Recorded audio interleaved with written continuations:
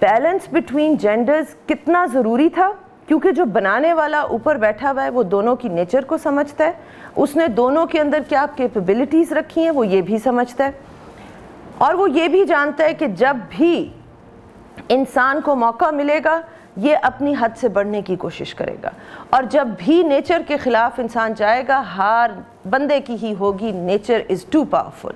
I want to do a follow up on the last video I made which was about gender equality in Islam and how it can create balance. और उसके ऊपर बहुत ज़्यादा feedback आई है. Of course a lot of people appreciated it, and there were a lot that either didn't get it, they didn't understand what I was saying, or they deliberately just try to poke holes in somebody's argument. ये हमारे माशरे का unfortunately एक बहुत पसंदीदा मशगला है. So I am not going to give up on this point. मैं जो points आप लोगों के साथ रेज़ करती हूँ उसके ऊपर मैंने बहुत टाइम लगाया होता है, और बहुत लोगों के मुफीद मशवरे आते हैं कि आप कुरान को ज़रा ध्यान से पढ़ें या आप कुरान को पढ़ने की कोशिश करें. मैंने कुरान को पढ़ के ही ये बातें आपसे की थी. दोबारा से ज़रा इसके ऊपर थोड़ा एक्सपेंड करते हैं, क्योंकि आई थिंक पहली वीडियो में बात बहुत ज़्यादा क्लियर नहीं हुई थी.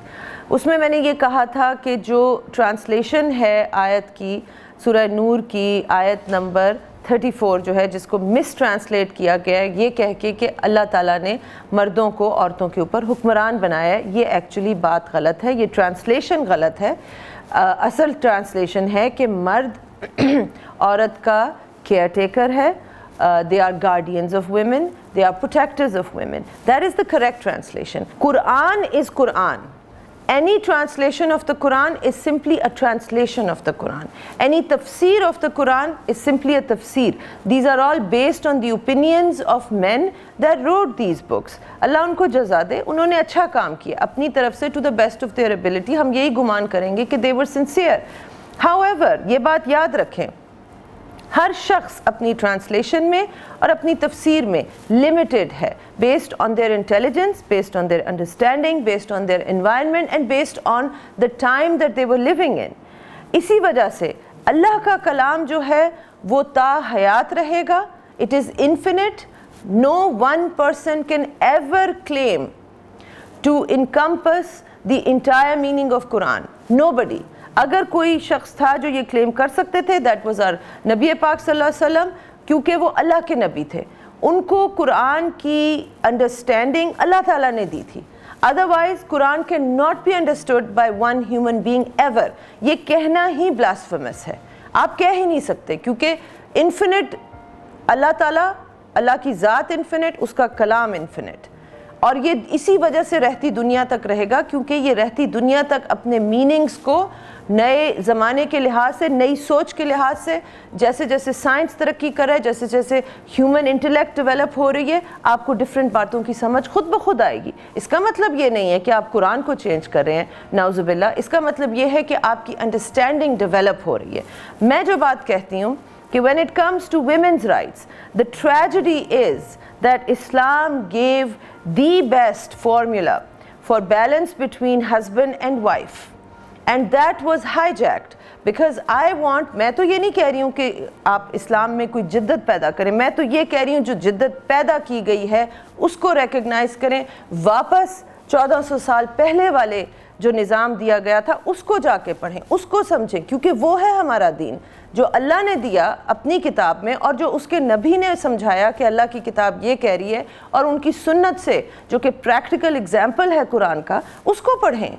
इसमें तीसरी चीज़ की कोई गुंजाइश तब पैदा होती है जब आपको कन्फ्यूजन है, अगर बात समझ में नहीं आई तब आपको कहा गया है. इवन तब भी नबी करीम सल्लल्लाहु अलैहि वसल्लम ने कहा था कुरान और सुन्नत के बाद भी अगर कोई बात समझ में नहीं आ रही तो अपनी इंटेलेक्ट को यूज़ करो सिंसेरिटी के साथ, तब भी नहीं आ रही तो फिर किसी से मशवरा करो. ये कहाँ से आ गया कि कुरान आप बग़ैर किसी तफसीर के समझ ही नहीं सकते? बेशक तफसीर पढ़ें, जो मैंने बात कही थी समझने के लिए ज़रूर पढ़ें, बट तफसीर is not Quran. That is somebody's opinion about what they understood about Quran. Read many तफासीर, जितनी तफसीरें पढ़ सकते हैं पढ़ें, जो फिर आपको लोग समझ में आते हैं उनकी रेगुलरली पढ़ें, लेकिन अपना दिमाग यूज़ करें, खुद समझें कि अल्लाह ताला क्या कह रहे हैं. इसी वजह से तो ये तमाम का तमाम, अब आपसे इस टॉपिक पे बात करती हूँ कि बैलेंस बिटवीन जेंडर्स कितना ज़रूरी था, क्योंकि जो बनाने वाला ऊपर बैठा हुआ है वो दोनों की नेचर को समझता है, اس نے دونوں کے اندر کیا کیپبلٹیز رکھی ہیں وہ یہ بھی سمجھتا ہے، اور وہ یہ بھی جانتا ہے کہ جب بھی انسان کو موقع ملے گا یہ اپنی حد سے بڑھنے کی کوشش کرے گا، اور جب بھی نیچر کے خلاف انسان جائے گا ہار بندے کی ہی ہوگی. Nature is too powerful.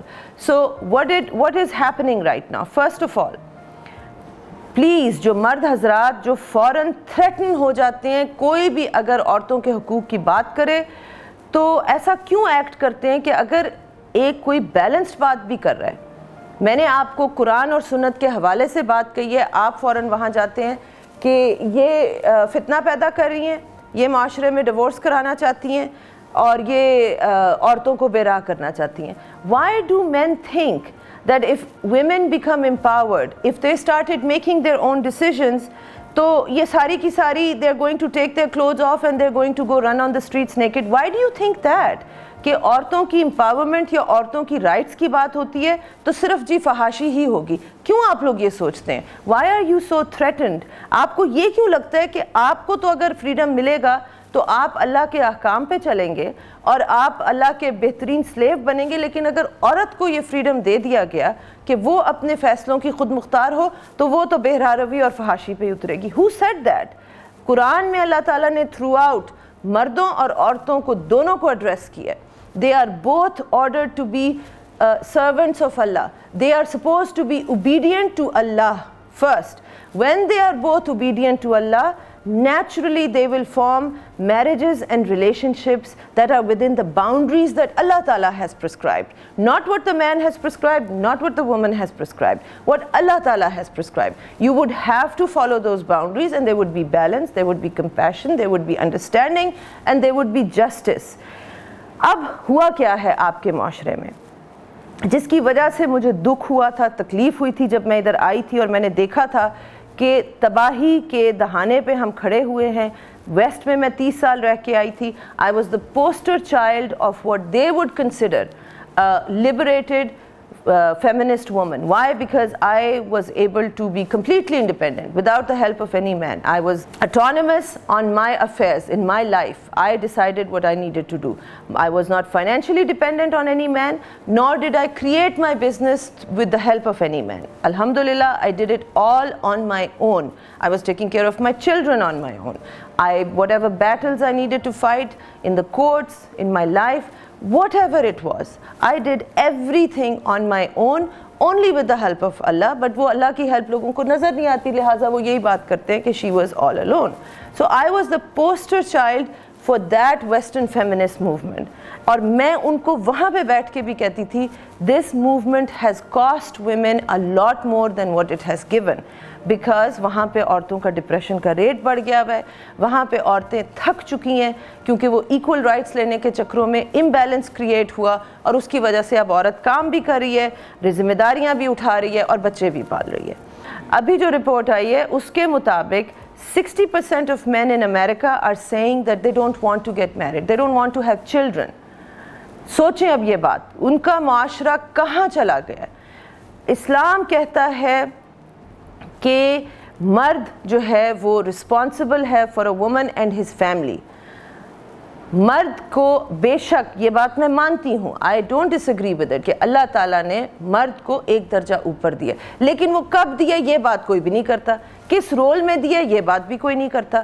ایسے ہی نہیں درجہ اوپر دے دیا کہ آپ ایک جینڈر کے تحت پیدا ہوئے ہیں تو you are now superior to women. I'm sorry, that's not what Islam is saying, that's not what the Prophet said either. So مجھے مت کہیں کہ آپ دین میں جدت پیدا کریے، آپ پیدا کریں جدت، because 1400 سال پہلے جو ہو رہا تھا اس کو ہم اسلام مانیں گے. آج چاہے بڑے سے بڑا اسکالر کچھ کہہ رہا ہو، اگر وہ اس کے خلاف جا رہا ہوگا وہ اسلام نہیں ہے. So let's go back and look at what Islam said.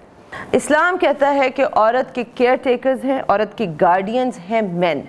All right, in that role as that person اس کو درجہ اللہ نے دیا ہے، کیونکہ اس کی رسپانسبلٹی آپ دیکھیں بہت زیادہ رسپانسبلٹی مرد کے شولڈرز پہ ڈال دی اللہ تعالیٰ نے. کیوں؟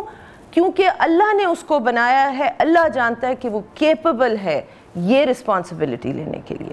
لہٰذا مرد سٹریس لیتا ہے، مرد دنیا میں معاشرے کے دھکے کھاتا ہے باہر جا کے، وہ جس طرح سے بھی کمائی کر کے لے کے آتا ہے اور وہ اپنی فیملی کو اس سے پالتا ہے. یہ ذمہ داری مرد کی ہے, چاہے عورت کماتی ہو یا نہ کماتی ہو یا مرد سے زیادہ کماتی ہو, کفالت کی ذمہ داری مرد کے اوپر ہے.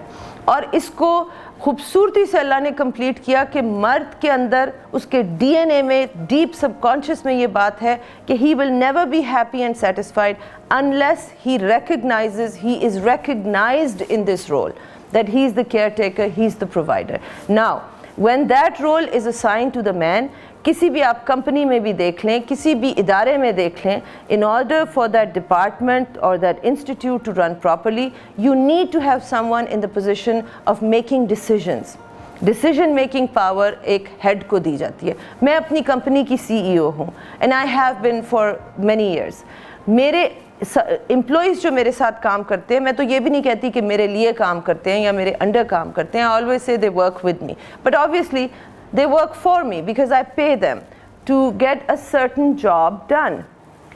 So there is an understanding between us that if you fulfill this role and you carry out, ABC in your work, then I agree to pay you a certain amount. I have certain responsibilities towards you. They have certain responsibilities that are defined, and I as a CEO have certain responsibilities. ان میں سب سے بڑی یہ ہے کہ I give the vision and the direction of the company. Who are we? Where are we headed? What are our goals? That's my responsibility. That's not the employee's responsibility. I also have to be the one کہ اگر کوئی مسئلہ ہوتا ہے, اگر کوئی problem ہوتی ہے, کبھی ریونیوز ڈاؤن ہوتے ہیں, پینڈیمک میں ایشو ہوا ہے, تمام کے تمام ڈیفیکلٹ ڈیسیجنز مجھے لینے پڑتے ہیں. اور کئی دفعہ یہ کرنا پڑا ہے ان کئی سالوں میں کہ اگر کمپنی کے ریونیوز ڈاؤن ہیں تو میرے امپلائیز کی جو سیلریز ہیں وہ امپیکٹ نہ ہو, میں چاہے گھر سیلری لے کے جاؤں یا نہ لے کے جاؤں. That's also the role of the CEO so او. سو رسپانسبلٹی میرے اوپر بہت زیادہ ہے کمپنی کی, ایون دو مے بی کام ڈیلی بیسس پہ میں اتنا زیادہ اس میں نہ کروں. This is how you have to look at a marriage. The husband is the head of the household, but he's not in the household all the day. He's not supposed to be. He's supposed to be outside working, earning money for the family. So he gives the vision, the directions, and the wife is actually the implementer, who then is supposed to, according to Islam, وہ اس میں خیانت نہیں کر سکتی.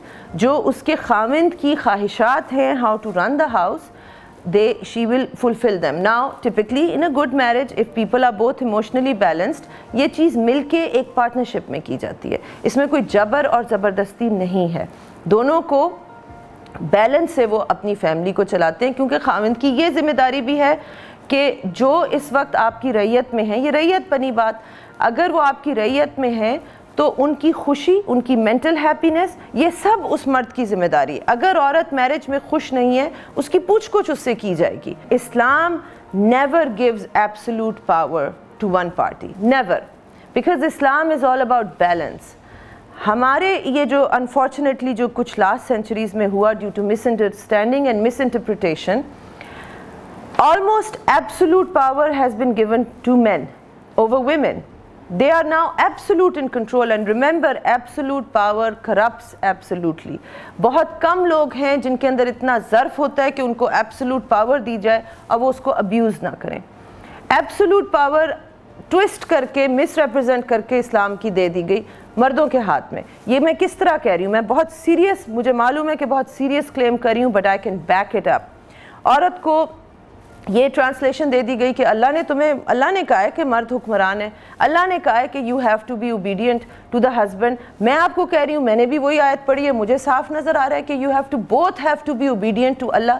Y would Allah make wife obedient to husband when there are many husbands who are corrupt and the wife is quite good? So why would she be obedient to the husband? And yes, I understand there are some very good men and the wives are corrupt. تو یہ تو نہیں کہا کہ husbands have to be obedient to the wife. So اللہ تعالیٰ یہ کیوں کہے گا؟ اس میں ایک وہ ڈال دی گئی چیز جو کہ بالکل ضعیف حدیث ہے, لیکن وہ اتنی کامن ہے کہ جب میں آپ کو بتاؤں گی, مجھے زیادہ تر لوگوں نے جب اعتراض کیا تھا اس ویڈیو پہ تو کہا آپ نے قرآن پڑھا ہے, اس میں لکھا ہوا ہے کہ خامن مجازی خدا ہے. اور مجھے ہنسی آ رہی تھی, میں نے تو قرآن پڑھا ہے, آپ نے نہیں پڑھا, کیونکہ یہ کہیں بھی قرآن میں نہیں لکھا ہوا. اٹ از ناٹ ان دا قرآن. یہ کہاں سے آئی یہ چیز کہ لوگ اتنا اس کو مانتے ہیں, خواتین بھی مانتی ہیں, مرد بھی مانتے ہیں کہ خاوند کو اللہ نے مجازی خدا کا, یہ کہیں نہیں ہے. ایک ضعیف حدیث میں ہے اور اس کے اوپر تمام سکالرز متفق ہیں کہ یہ حدیث ضعیف ہے. پھر آپ دیکھیں اگر آپ کو ابھی بھی ڈاؤٹ ہے آپ جا کے سنت دیکھیں, جو میں نے کہا تھا کہ سنت نبوی کو اسٹڈی کریں. I guarantee you, whenever you are confused about the Quran, you go and look at the Sirat, you will find that your answer will become very clear. Look at the way the Prophet ﷺ treated women. He treated them with utmost respect. He gave them autonomy. They were free to make their own decisions. They were free to decide about their lives and their livelihoods and how they want to conduct themselves. They were obedient to Allah. And yes, then they were obedient to the Prophet also, but ان کے وہ دیکھیں وہ کس قسم کے husband تھے, کس قسم کے خاوند تھے. ان کے ساتھ تو ہر بیوی ان کی اوبیڈینٹ ہوگی. اس کے باوجود امہات المومنین کی 2-3 دفعہ ان کے ساتھ ڈس ایگریمنٹس ہوئی ہیں, جو کہ ہمارے ہسٹری میں بھی ہیں, قرآن میں بھی وہ واقعات ملتے ہیں. اور قرآن میں آپ دیکھیے کہ اللہ تعالیٰ نے جب ان کی ڈس ایگریمنٹ ہوئی تھی امہات المومنین کی, آپ یہ واقعہ پڑھیے گا, اللہ تعالیٰ نے ان کو فل اتھارٹی دی تھی کہ آپ ڈیسیجن خود کریں. وہ تھوڑا فائنینشیل میٹر کے اوپر چیز تھی اور they wanted slightly more money from the profit and he Allah تعالیٰ نے ان کو حکم دیا تھا کہ آپ اور آپ کے اہل بیت کے اوپر اللہ تعالیٰ نے فقر کو پسند کیا. But he gave the liberty to the امہات المؤمنین. یہ اللہ کی طرف سے فریڈم آئی تھی کہ اگر آپ اپنے لیے بہتر سمجھتی ہیں کہ آپ کو زیادہ فائنینشیل ہیلپ چاہیے تو you have the right to make that decision. However, you cannot be in the Prophet's nikah. تو obviously every single المؤمنین رضی اللہ تعالیٰ عنہ, ان کو اللہ تعالیٰ جنت الفردوس میں جگہ دے سب کو, انہوں نے they chose to stay with the Prophet of course. تو یہاں پہ ہمیں کیا سمجھ آتا ہے کہ وہ خواتین کو اللہ نے تو نہیں کہا کہ یہ کم عقل ہے یا ناقص العقل ہے یا اپنا فیصلہ درست نہیں کر سکتی, یا اللہ نے سرزنش کی ہو قرآن میں کہ یہ بے وقوف عورتیں نعوذ باللہ اور یہ اپنا دیکھو کتنی بڑی مسٹیک کریں. اللہ تعالیٰ did not say that because Allah is very kind, Allah is just and he talks about balance. آپ اگر صحابیات میں دیکھیں ایک سے ایک ہمیں اگزامپل ملتا ہے کہ جب کسی صحابیہ کو کسی چیز پہ کویسچن ہوتا تھا, اعتراض ہوتا تھا, they would debate with the Prophet. Prophet صلی اللہ علیہ وسلم نے کبھی نہیں کہا کہ تم ناقص العقل عورتیں مجھ سے ڈیبیٹ کرنے کیوں آ جاتی ہو. No, he used to confer with the women. He used to confer with his wives. He always took the advice of some of the wives that were very known for their wisdom.